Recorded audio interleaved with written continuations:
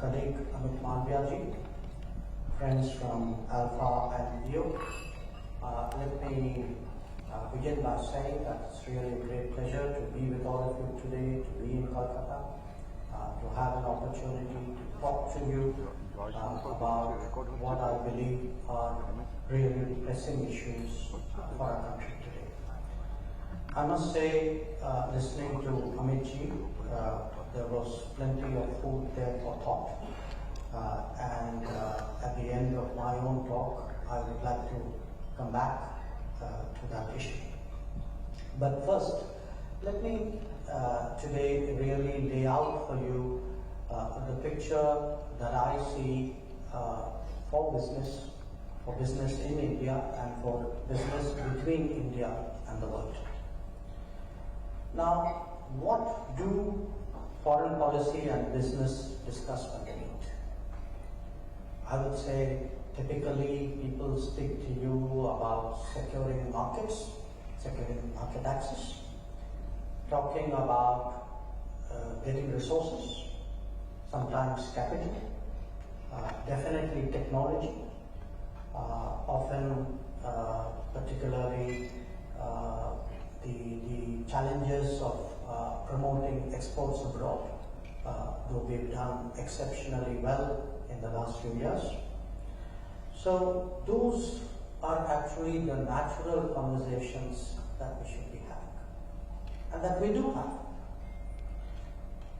Those conversations would also extend to how do we leverage our relationships abroad for progress at home.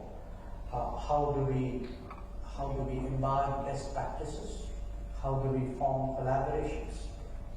And in a way, you can say, how do we accelerate our growth through these inorganic transactions and inputs?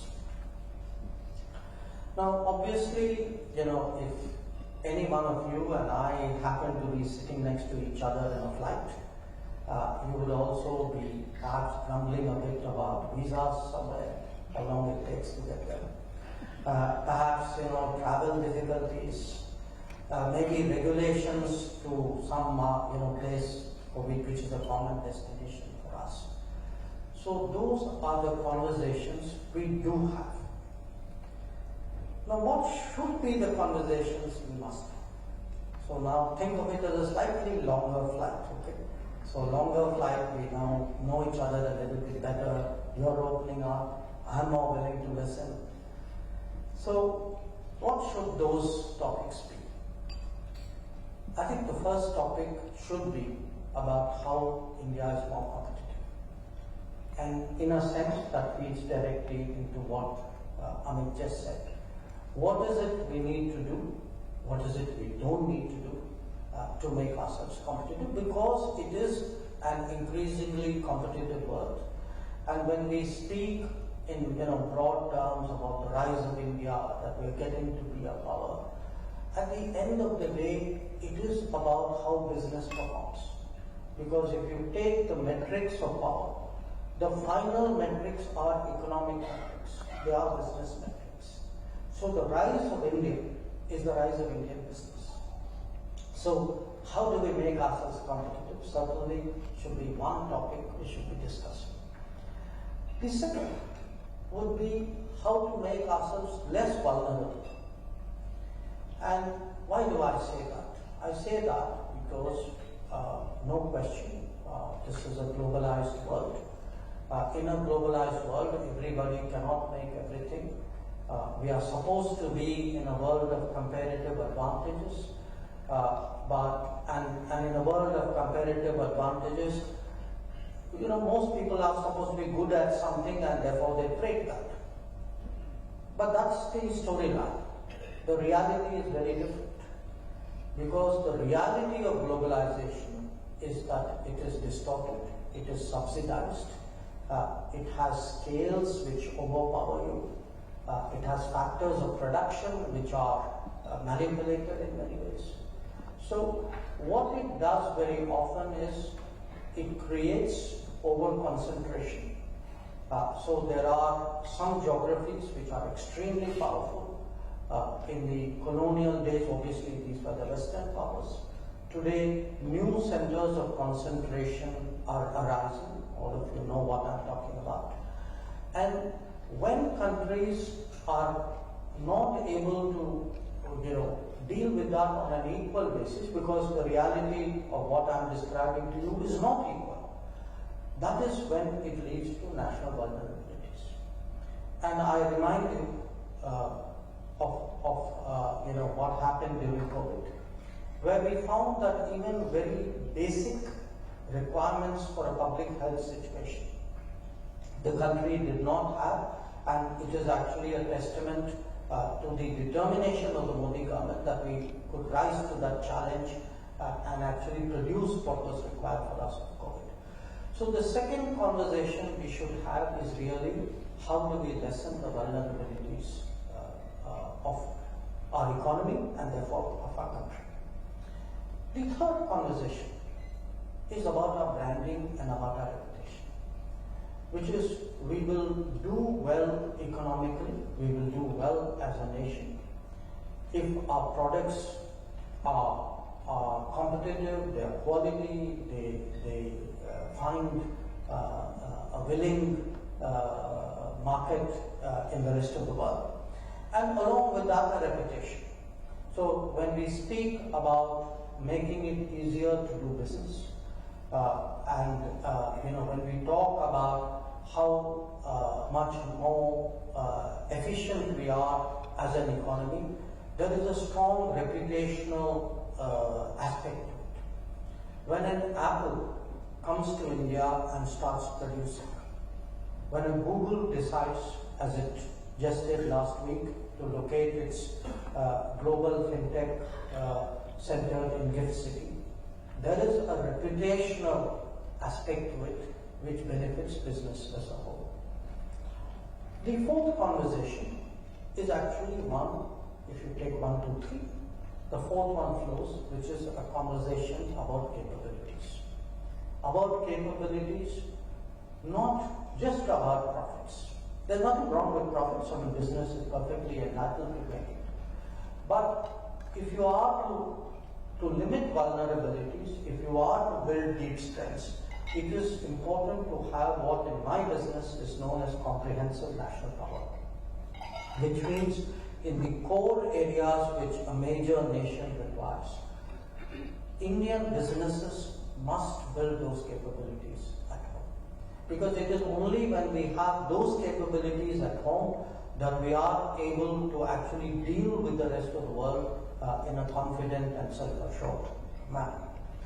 And obviously, in all of this, there is a social purpose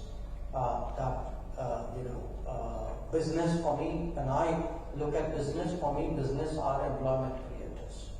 That you cannot advance a country, you cannot increase employment, you cannot expand prosperity, you cannot hasten progress if you do not grow your businesses. So businesses by nature have a social responsibility. They are the foundation of every society. They are actually the primary building block of a nation.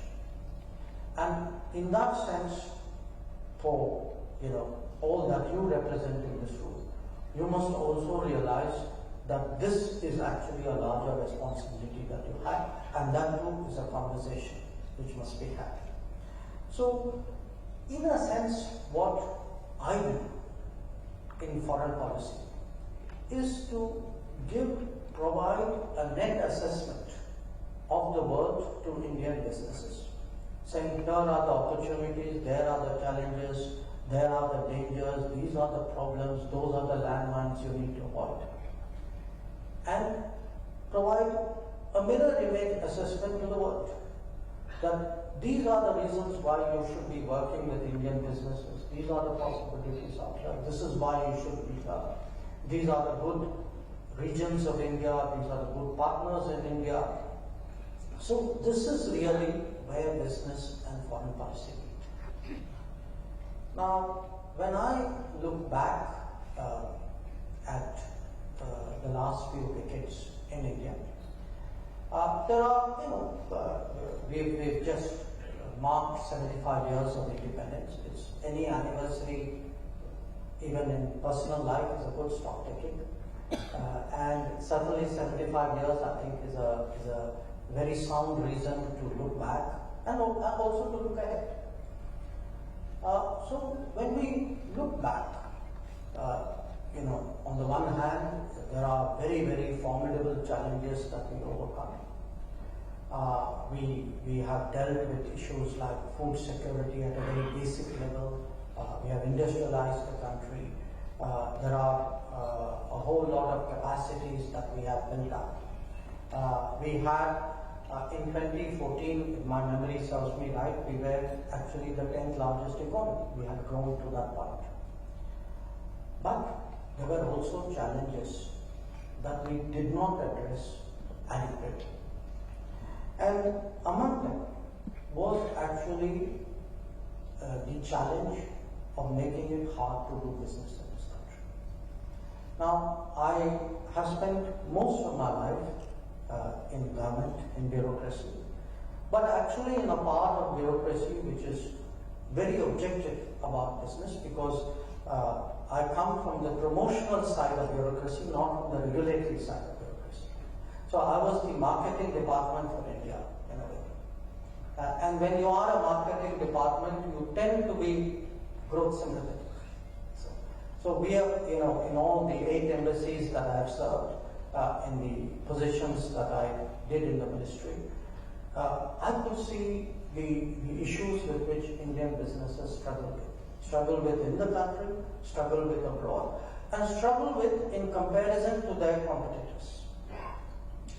So when we started the easier to do business effort in 2014, when Prime Minister Modi came in, believe me, if there was one part of the system with which it resonated very strongly, it was the part of the system from which I came from at that time.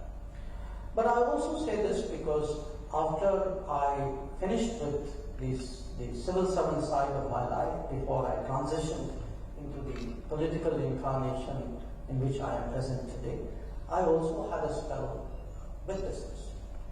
And in many ways, that short but very intense experience validated a lot of assumptions and I would say second-hand assessments that I had.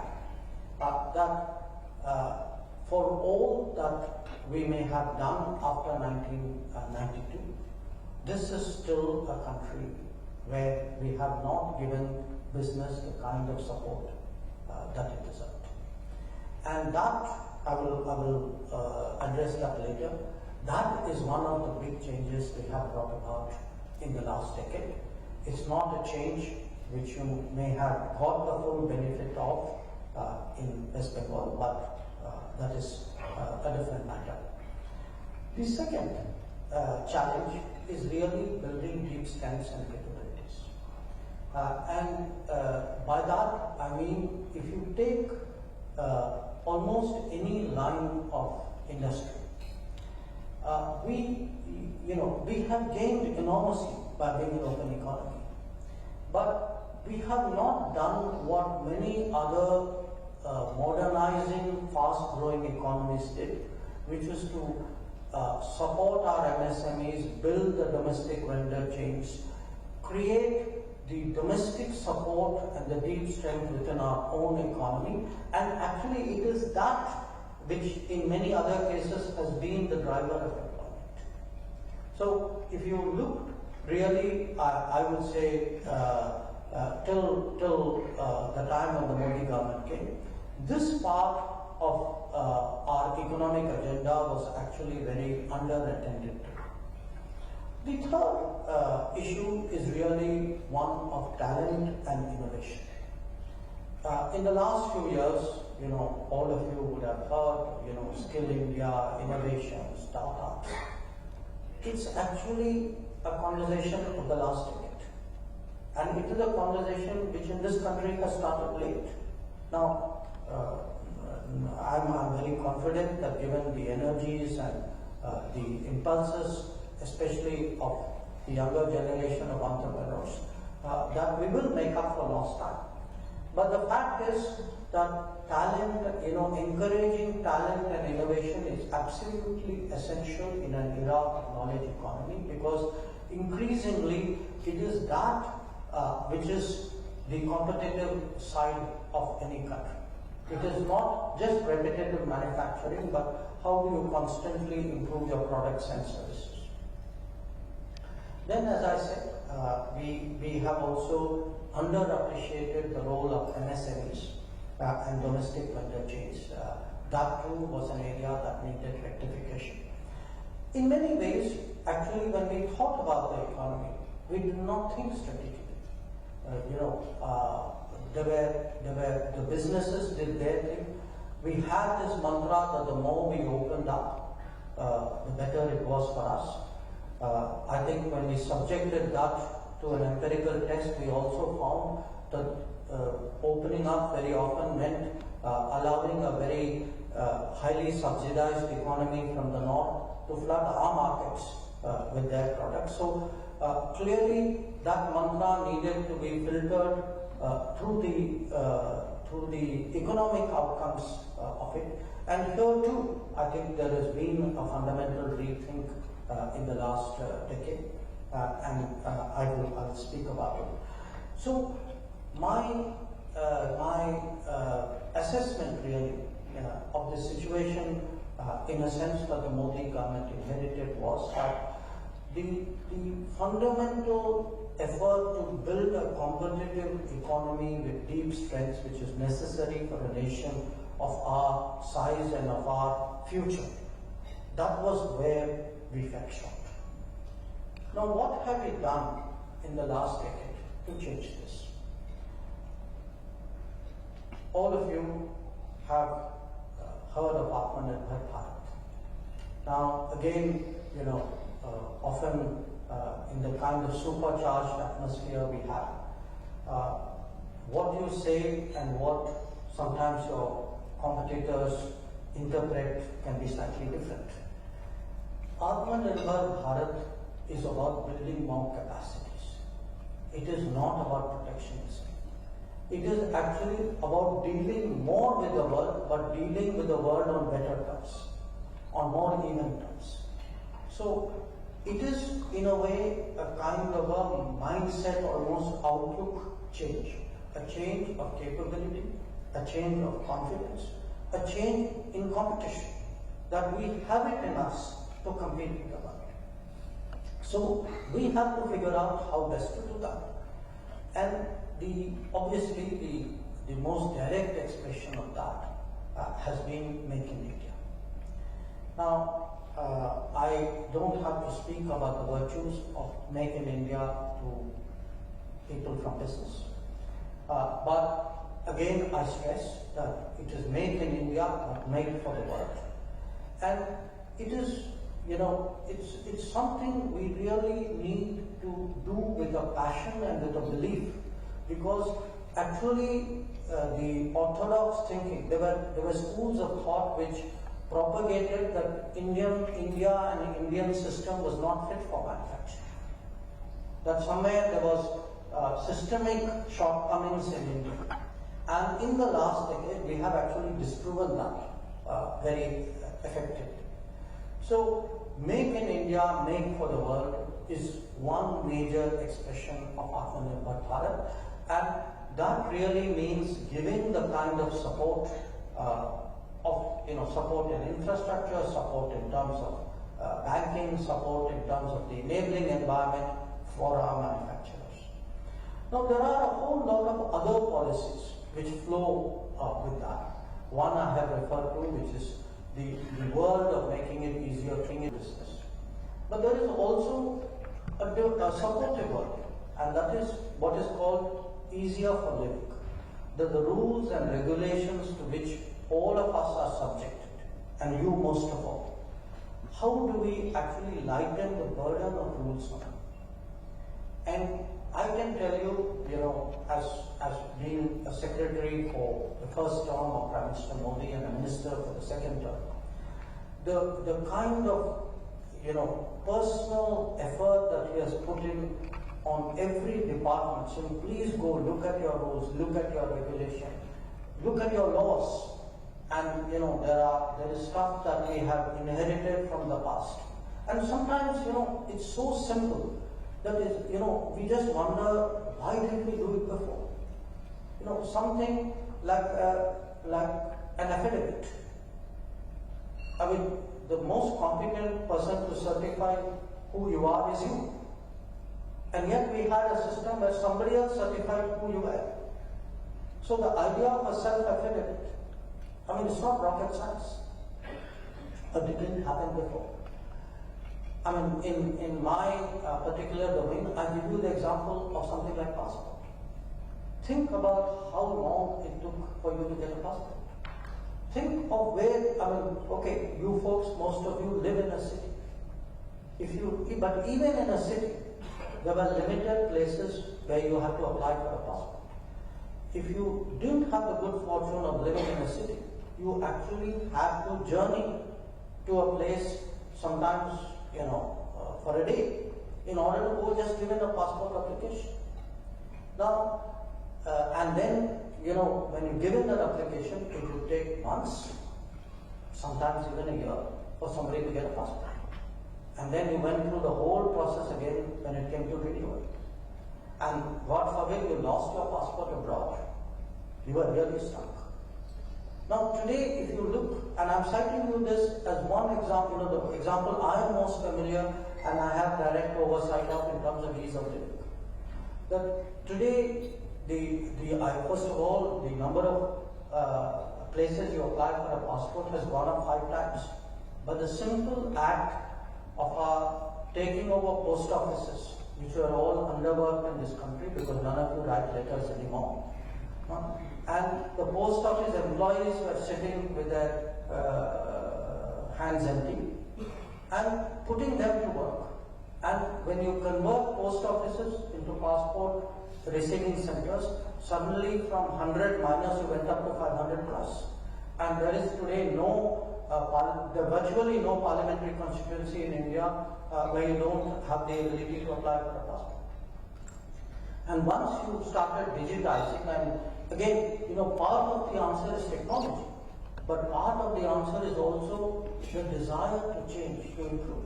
Because you can have that, it was not that the technology didn't exist earlier, it was what did you purpose that technology for.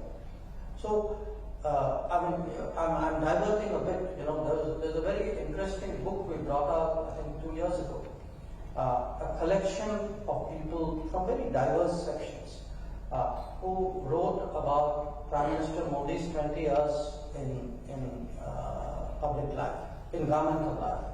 I'm not advertising the book because I'm a part author, I am.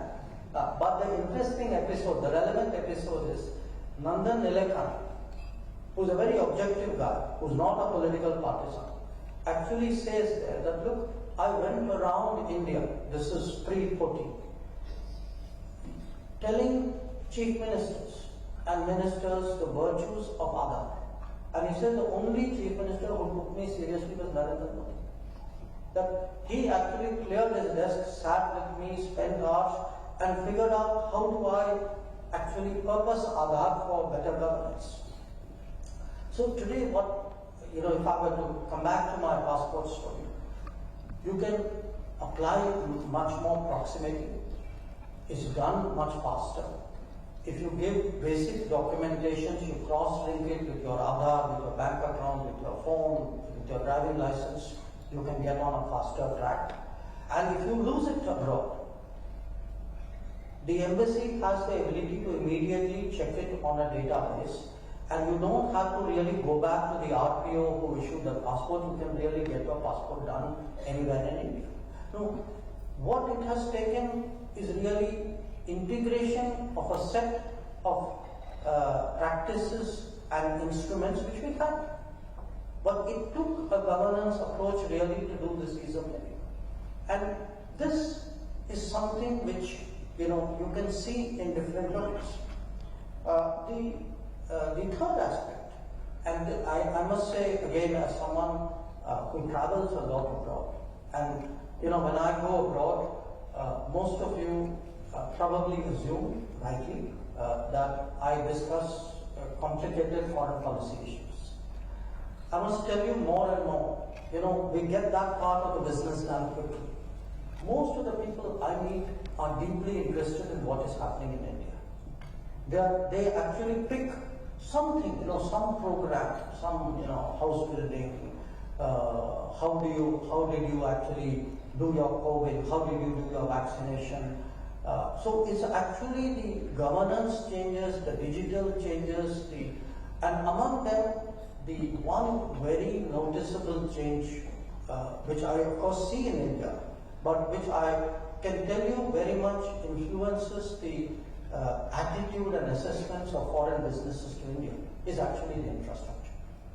That what Gati Shakti is doing today, by again, just like I spoke about pulling in different databases to make your passport easy, that if we actually are to coordinate and synergize different infrastructure efforts, the cumulative result is actually exponential. And today, the combination of easier to do business, of the better infrastructure from Gati Shakti, the easier to do living. And as I said, the fact that there is that sense that businesses in India are being energized, including small businesses. This is actually a big change that has come about, change in our reputation, change in our branding, but ultimately a change in reality on the ground on which the branding and reputation is based. Now, I've spoken largely in a way of practices and ground realities or physical assets. Another big change actually has been in human resources.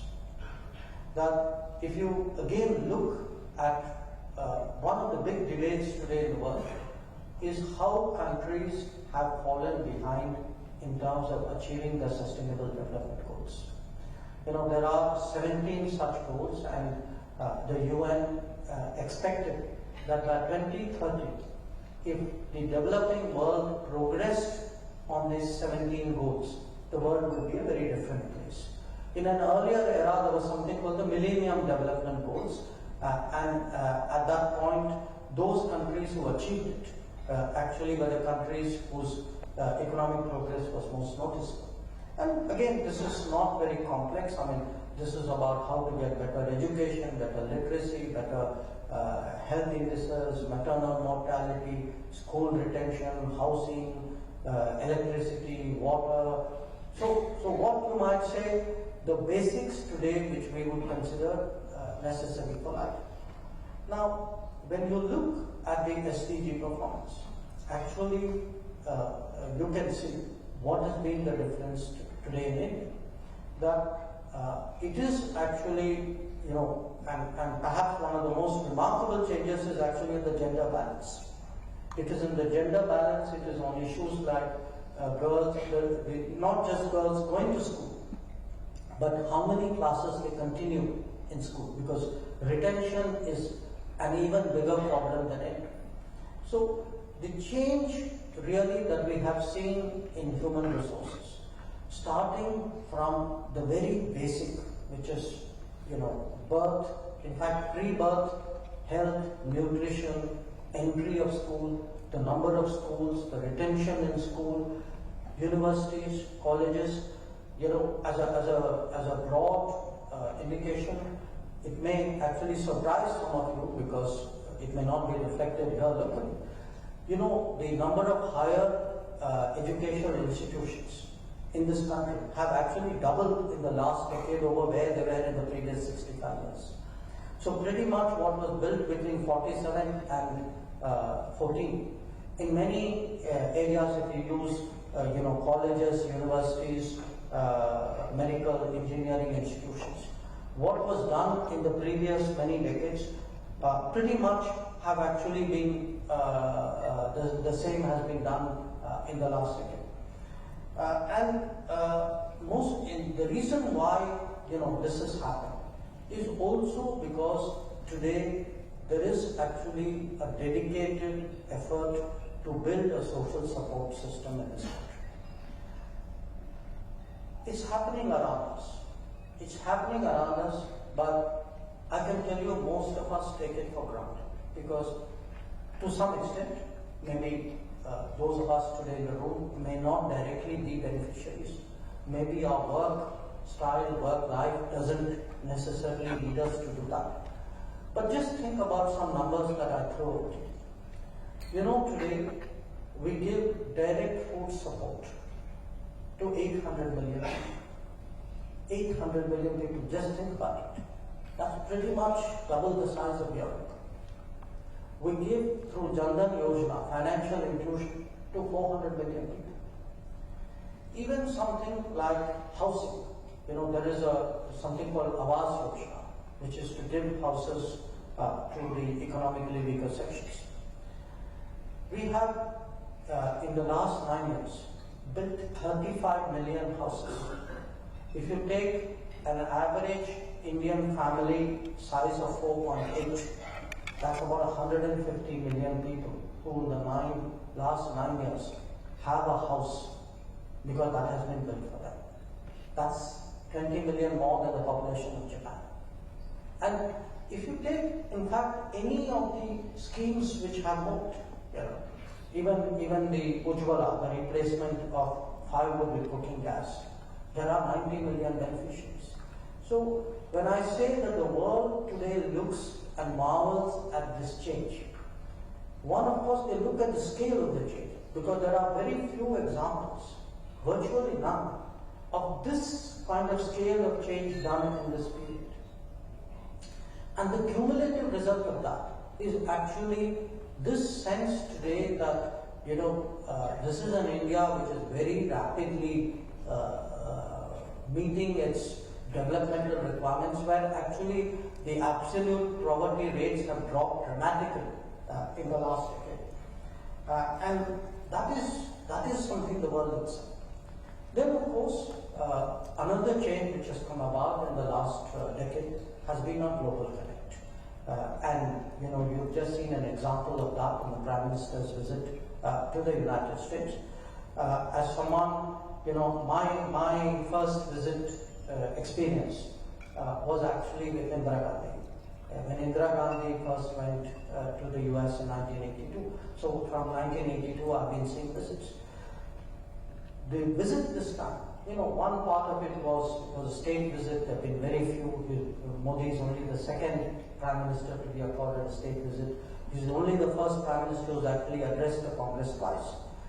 But the part which should interest all of you is the kind of business turnout, the kind of business interest. You know, when you get a Tesla, a Google, Apple, Microsoft, I mean, all of them coming at you, a Micron, and not just having a conversation. I mean, if you look at the outcomes, this is actually a visit which has a very strong, there's a strong vote of confidence by international business today in India.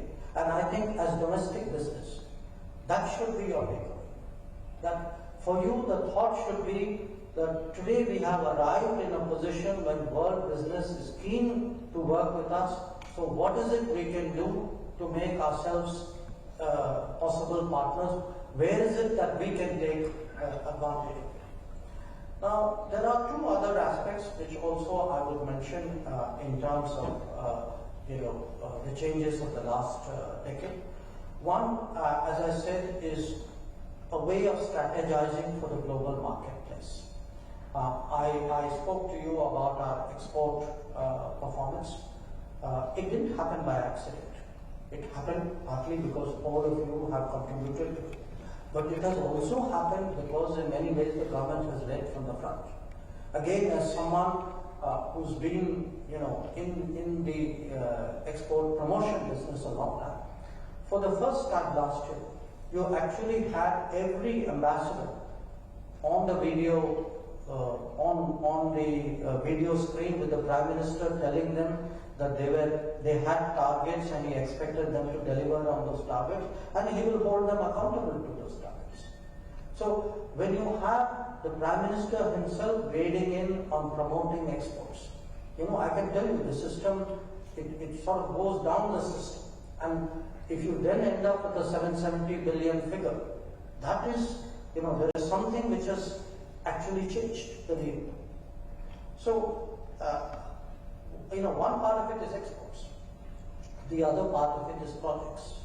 That today, you can see, we see more and more Indian companies, not necessarily big Indian companies, even middle-sized Indian companies, going abroad, doing projects. I myself often go to places, and sometimes it's a revelation for me, because not all of them are necessarily known companies in that sense.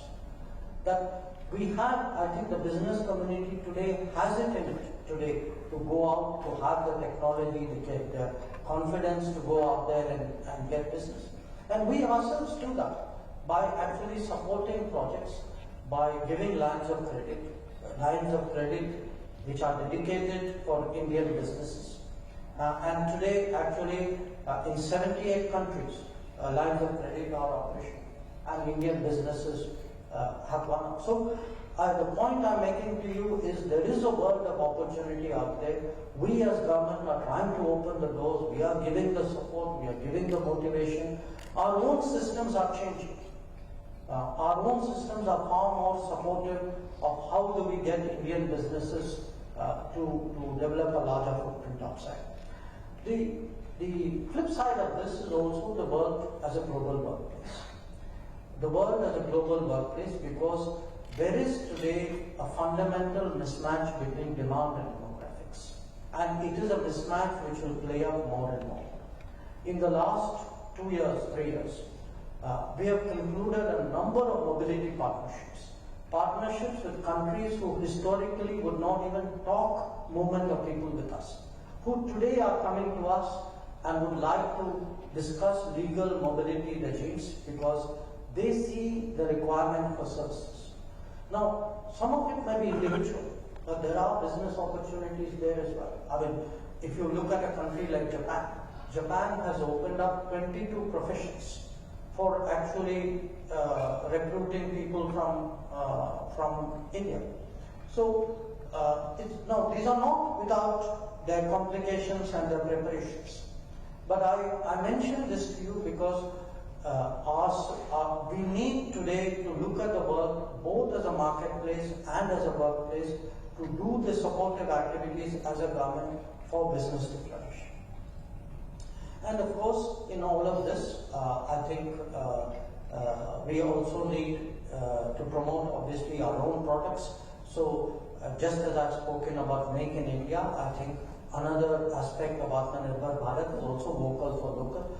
If we do not take pride in our products, if we do not promote our products and consume our products, we cannot expect that the world will be done. So, brand promotion begins at home. We have to express confidence in our own businesses if we have to credibly send our businesses out to the world. So these are some of the thoughts that I wanted to share with you where our business prospects are concerned. But very briefly, I also want to talk to you about the big global debates that are going on, because those global debates are also relevant for your own prospects. Today, there is a fundamental rethink in the world about globalization. And that fundamental rethink is there for 3 reasons. One, COVID, because the COVID exposed how much the capacities of many countries was hollowed out. How the world had become dangerously dependent on limited geographies. The kind of problems that were posed by overconcentration. The second is climate. The climate is going to create disruptions in flows of goods, in movement of people. So any climate event needs to be de-risked. The third is conflict. And you can see the impact of the Ukraine conflict in terms of what it has done to economies. We happen to be one which is relatively insulated because we had the independence to stand up for our own interests. Not everybody else in the world could necessarily follow our path. So the fact is it has impacted the global economy. And the fourth is actually competition. that there is today big power competition in certain sensitive areas. There is a polarization. So here is my point. Today, the world is searching for more centers of production in order to address over-concentration. The world is looking for more redundant, resilient, reliable supply chains. The world is looking for more trusted centers for handling data. This is our opportunity. And as we move into an era, where technology becomes the key index for competition, there will also be more and more weight attached to trusted collaboration. Countries will want to work with other countries with whom they are comfortable, where there is no clash of interest. So if our diplomacy is successful, and that's my responsibility, if our diplomacy is successful in ensuring that we have a large set of compatible relationships, there is a good possibility that business would flow towards us because other countries are comfortable with us. So this work of re-globalization, of trusted collaboration, of resilient supply chains, of transparent digital transactions, this is today the world we are entering. And I would suggest to you there are enormous possibilities there. But those possibilities finally will be realized only when we have the enabling environment at home, when we have the right policies, when we actually are able to gear up in our own environment to meet these challenges and take on these opportunities. And in that sense, I would really strongly echo the point which Amit made, which is that at the end of the day, your prospects depend on your choices. It is your choices which will create the enabling environment. It is your choices which will contribute ultimately to what India can do or cannot do. So on that note, let me perhaps break, and if there are any questions or comments, I'll be very happy to listen. Thank you.